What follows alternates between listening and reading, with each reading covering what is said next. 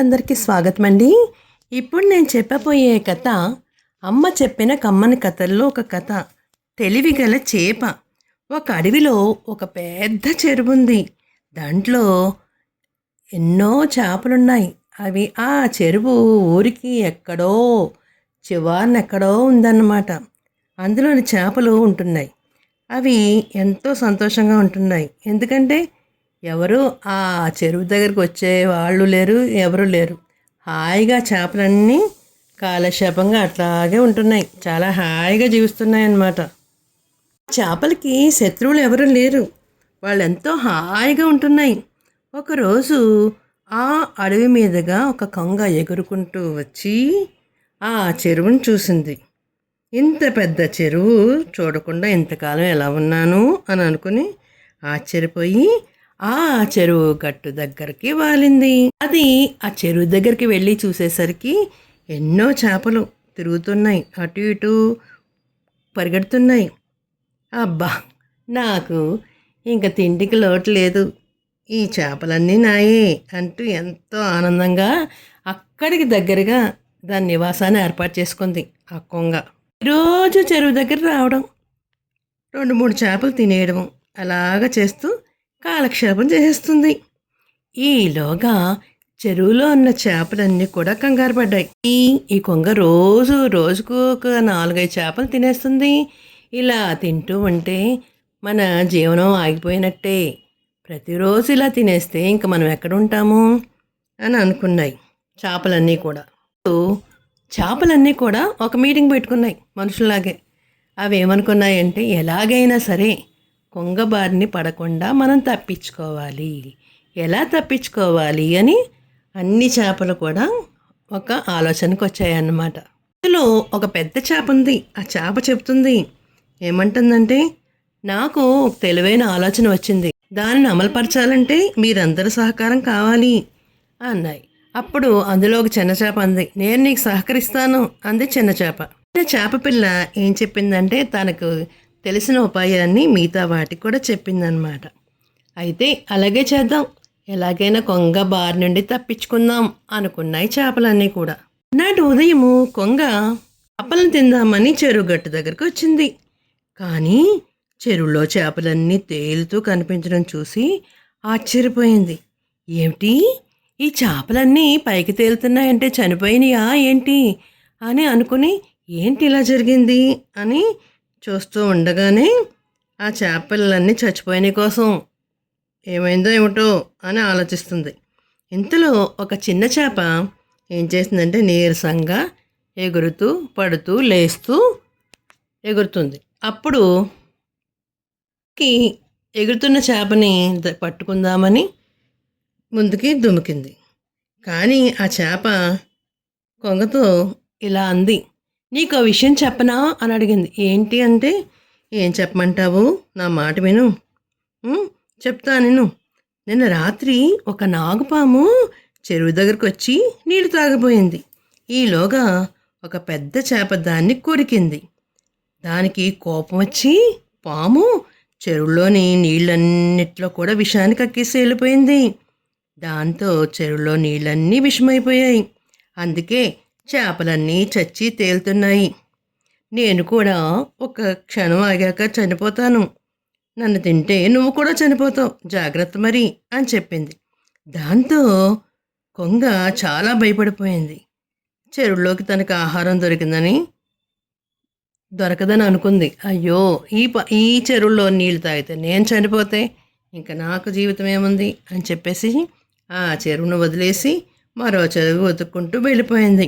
చూసారా, చిన్న చేప పిల్లకి ఎంత తెలివితేటలున్నాయో.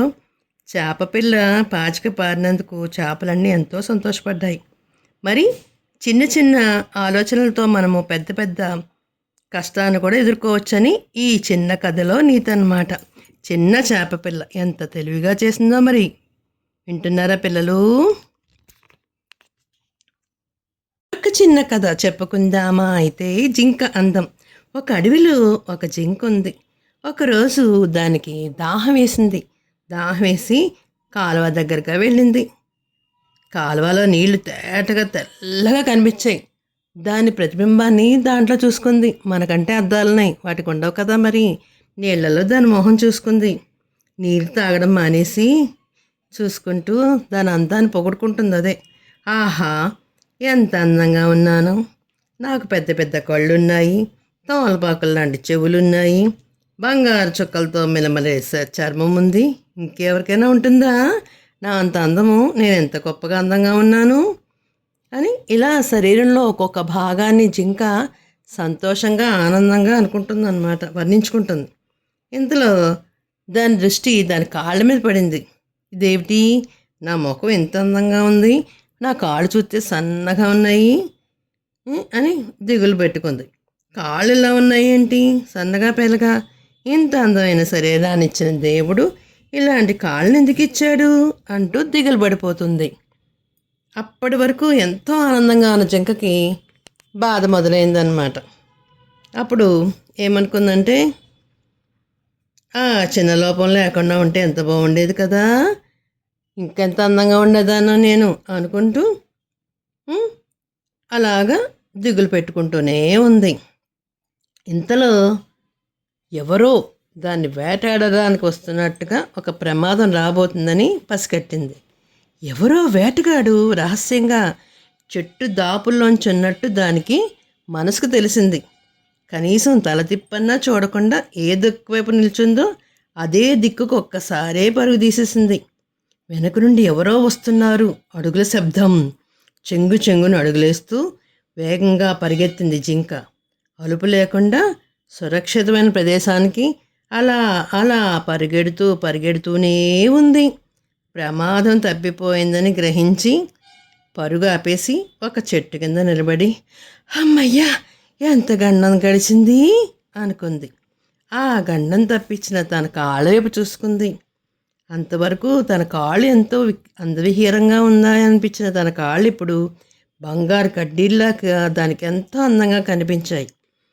నేను అనవసరంగా అనుకున్నాను, నాకింత మంచి అందమైన మకము, శరీర ఛాయ అన్నీ ఇచ్చాడు భగవంతుడు, కాళ్ళు సన్నగా ఉన్నాయి ఏమిటా అని అనుకున్నాను. కానీ భగవంతుడు ఇలాంటి కాళ్ళు ఎందుకు ఇచ్చాడో నాకు ఇప్పుడే తెలిసింది.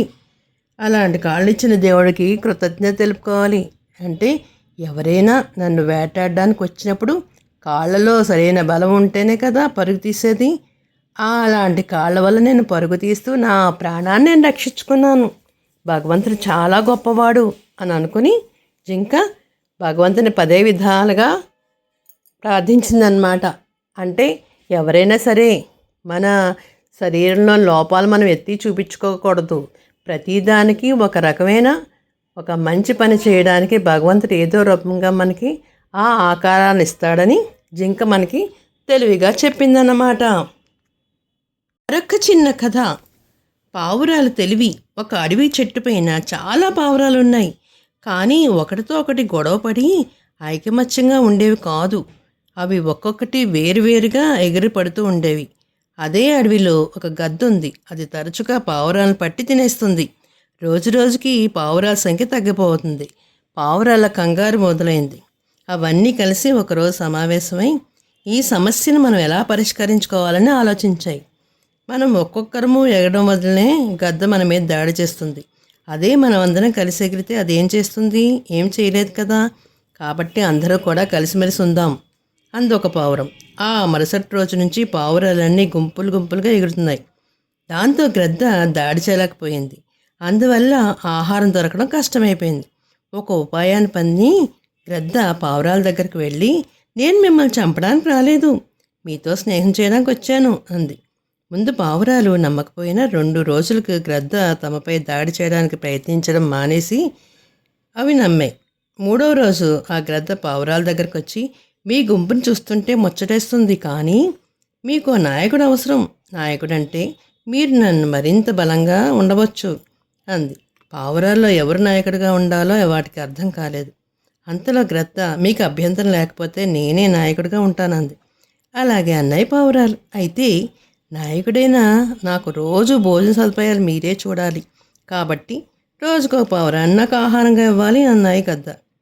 పావురాలకి గ్రద్ద దుర్బుద్ధి అర్థమైంది. వెంటనే అవన్నీ కూడబలుక్కుని గ్రద్దను తరిమేశాయి. ఆనాటి నుండి అవి కలిసిమెలిసి జీవిస్తున్నాయి. అంటే మరి ఐకమత్యమే మహాబలం అనేది తెలుసుకోవాల్సిన విషయం ఇది. పావురాలన్నీ కలిసిమెలిసి ఉంటే గ్రద్దలు కాదు కదా ఏమీ చేయలేవని ఈ కథలో అనేది పిల్లలు తెలుసుకుంటున్నారా మరి? అయితేనే తెలుగువారి దీపకాంతికి లైక్ చేసి, షేర్ చేసి, సబ్స్క్రైబ్ చేసి, కామెంట్ రూపంలో పెట్టండి మరి. సాయిరా.